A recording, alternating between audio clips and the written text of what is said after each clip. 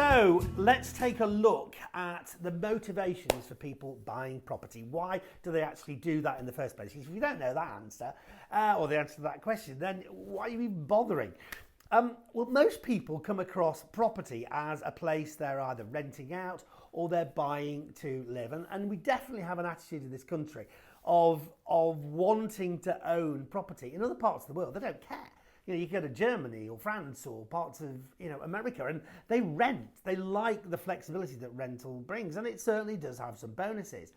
But I'd rather use property to my advantage, which is why I do what I do, I guess. So the first reason why people might buy property is as somewhere to live. And when it comes back to the basics of property, that is one of the great reasons that you should really be looking at property as something you invest in, because at the end of the day, you are investing in something which people have a need for. Now, stocks and shares are all well and good, and lots of get rich quick schemes that are out there you should be very, very suspicious of. But they all have you more often than not investing in something which you don't actually need. You can get by without an ostrich farm. You can get by without shares in a company.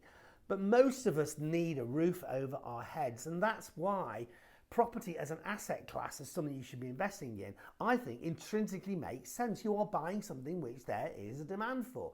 So a lot of people invest in property at its most simple level as somewhere to actually provide a home for them, their family, or their friends, or their parents, or whatever it might be. So the big step is making the leap from property as just somewhere that's a roof over your head into viewing property as something that's actually going to make you money, making money from property. That's why I called my trainings and my book Making Money from Property. Because once you make that leap, it's a massive step.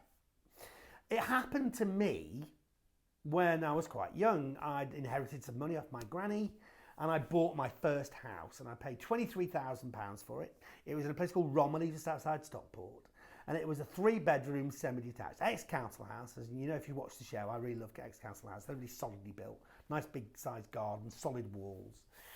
And because I'd grown up in a household where my dad did DIY, it was natural for me to do the things which he did. So I knocked the kitchen around a bit and put a new kitchen in. I knocked the bathroom together and created a really lovely bathroom.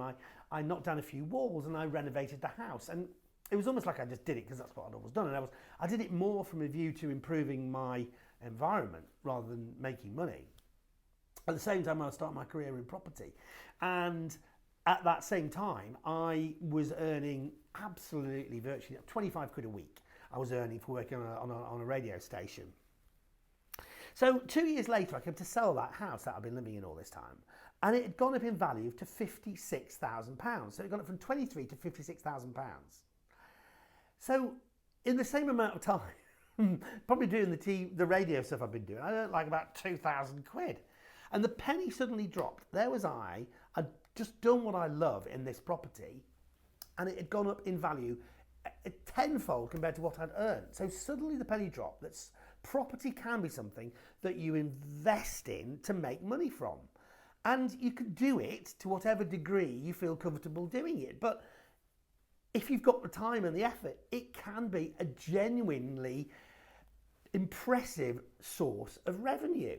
So the leap in between owning a property just to live in and making money from property and viewing it as an investment is one that's a really significant one that you have to make. And if maybe you're a DIY enthusiast, you've probably got skills that you don't necessarily value enough.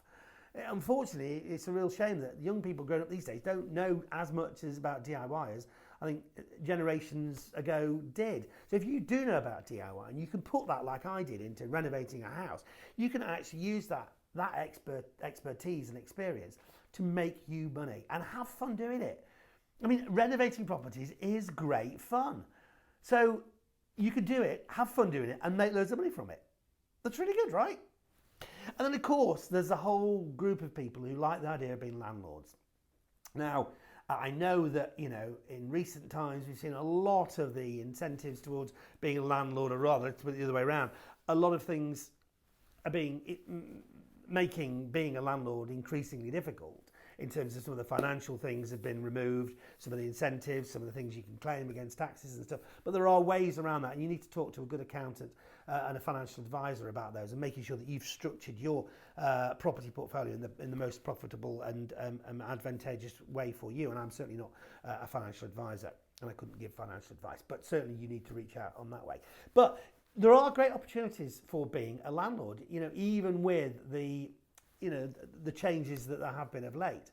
And if you get it right, you can deliver some kind of returns on your investment, which are absolutely huge compared to what you get in a bank and a building society. I mean, if you buy the right property, it's not inconceivable that by renting it out, you could be generating 10, 12, even 15% yield. Okay, yield is the percentage you get back compared to how much you put in. So let's say if you spent £100,000 on a property, if you get £15,000 back, that's 15% yield.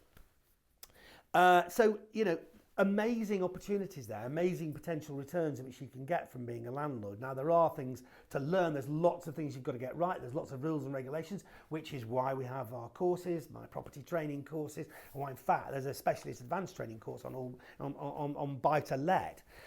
But certainly, if you look into it and you explore the opportunities there, they are potentially very, very, very profitable. All those things need advice, all those things need you to be trained, which is why, as I said, I do my property training courses and things like that. And you can find more about those at martinrobertspropertyeducation.com. But really, as an asset class, as a reason for buying property, I think there are many, and I think most of them are really positive. So let's do it, shall we?